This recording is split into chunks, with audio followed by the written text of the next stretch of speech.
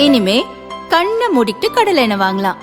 ஏன்னா மந்த்ரா கடலை எண்ணெய் இதயத்தின் தயாரிப்பு. வறுக்க பொரிக்க ஏன் எல்லா சமையலுக்கும் மந்த்ரா தான். மந்த்ரா கடலை எண்ணெய், அபார ருசி, ஆரோக்கியமான உடல் நலம்.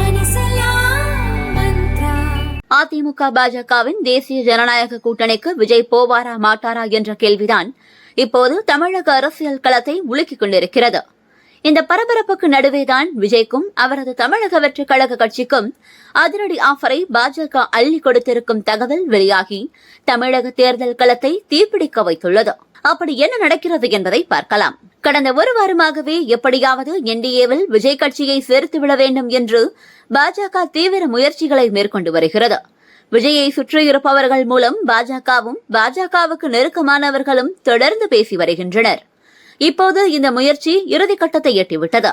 விஜய்க்கு மிகப்பெரிய ஆஃபரை பாஜக கொடுத்திருக்கிறதாம்.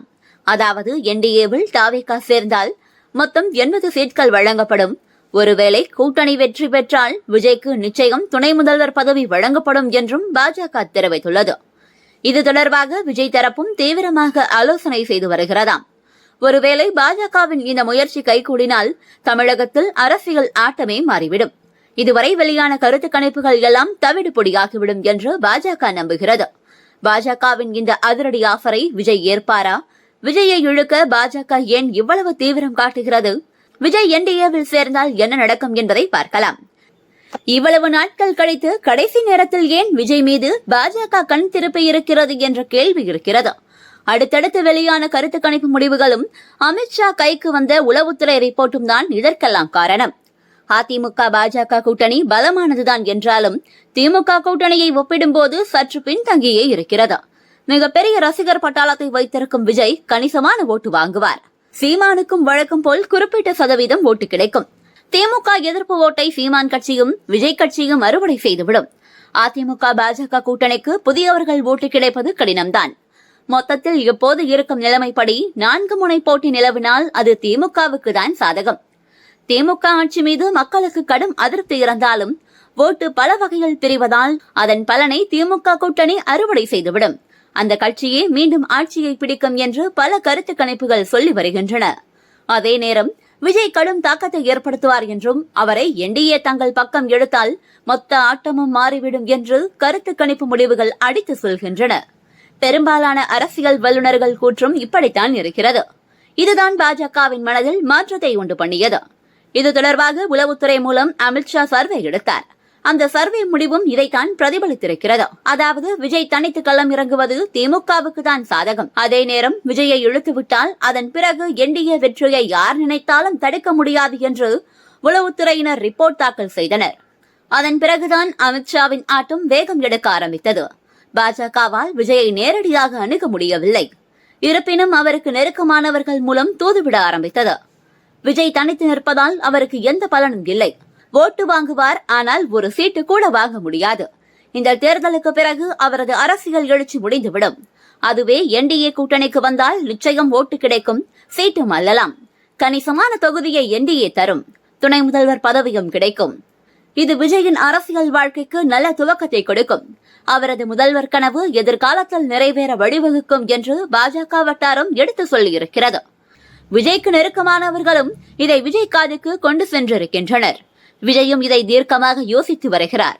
80 தொகுதி துணை முதல்வர் பதவி ஆஃபர் எல்லாம் விஜய்க்கு ஓகேதான் என்கின்றனர். ஆனால் அவருக்கு சில சிக்கல்களும் இருக்கின்றன என்கிறது தாவேகா வட்டாரம். அதாவது தனது முதல் மாநாட்டிலேயே தாவேகாவின் எதிரிகள் யார் என்பதை விஜய் தெளிவாக அடித்து சொல்லிவிட்டார். திமுக எங்கள் அரசியல் எதிரி, பாஜக எங்கள் கொள்கை எதிரி என்று முழங்கிவிட்டார். அதைத்தான் மேடைகள் தோறும் சொல்லி வந்தார். இப்படி சொல்லிவிட்டு திடுதிப்பென பாஜகவுடன் கூட்டணி வைத்தால் கொள்கை எதிரியுடனேயே கூட்டணி வைத்து விட்டார்கள் என்று திமுக கூட்டணியினர் அதை பெரிதுபடுத்தி விடுவார்கள். அது மக்கள் மனதிலும் கட்சிக்கு உள்ளேயும் கூட தாக்கத்தை ஏற்படுத்தி விடுமோ என்று விஜய் நினைக்கிறார். இதனால் தனக்கு இப்போது இருக்கும் மக்கள் செல்வாக்கு குறைந்து விடுமோ என்று பயப்படுகிறார். அதேபோல் முதல்வர் கனவுடன் கட்சி துவங்கியவர் விஜய். எந்த கட்சி வேண்டும் என்றாலும் கூட்டணிக்கு வரலாம், ஆட்சியிலும் பங்கு தருவோம், ஆனால் விஜய்தான் முதல்வர் என்று வெளிப்படையாக அறிவித்தனர்.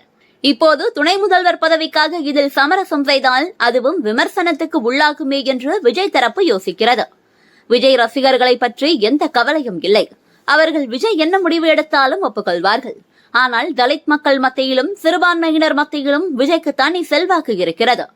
கணிசமான அளவில் தலித் மற்றும் சிறுபான்மையினர் ஓட்டு கிடைக்கும் என்று தாவேகா நம்புகிறது. ஆனால் பாஜகவுடன் கூட்டணி வைத்தால் இந்த ஓட்டு வங்கி பாதிக்கப்படும் என்ற கவலையும் தாவேகா மேலிடத்துக்கு இருக்கிறது. அதேபோல் அதிமுக, திமுக என இரு மாநில கட்சிகளுக்கும் தாவேகா தான் மாற்று என்ற பிம்பத்தை விஜய் உருவாக்கினார். அப்படி இருக்க அதிமுக கூட்டணிக்குள் போனால் அதுவும் விமர்சிக்கப்படுமோ என்று விஜய் யோசிக்கிறார். இன்னொரு பக்கம் விஜய்க்கு நெருக்கமான வட்டாரத்தில் இருக்கும் பலர் பாஜக கூட்டணிக்கு பச்சை கொடி காட்டிவிட்டனர். ஆனால் சிலர் தொடர்ந்து முட்டுக்கட்டை போட்டு வருகின்றனர். இதையெல்லாம் மீறி அதிமுக பாஜக கூட்டணிக்கு செல்ல விஜய் ஒப்புக்கொள்வாரா என்பதை பொறுத்திருந்துதான் பார்க்க வேண்டும். என்ன ஆனாலும் பரவாயில்லை, திமுகவை தோற்கடிப்பதுதான் லட்சியம் என்று விஜய் கருதினால் மறுகணமே கூட்டணி ஓகே ஆகிவிடும் என்கிறது தாவேகா வட்டாரம். ஒருவேளை விஜய் ஓகே சொல்லிவிட்டால் பழனிசாமியையும் பாஜக சமாளிக்க வேண்டிய நிலை வரும். 80 சீட் விஜய்க்கு கொடுக்க வேண்டும் என்பதையும் துணை முதல்வர் பதவி தர வேண்டும் என்பதையும் அதிமுக ஒப்புக்கொள்ளுமா என்பதுதான் சந்தேகம்.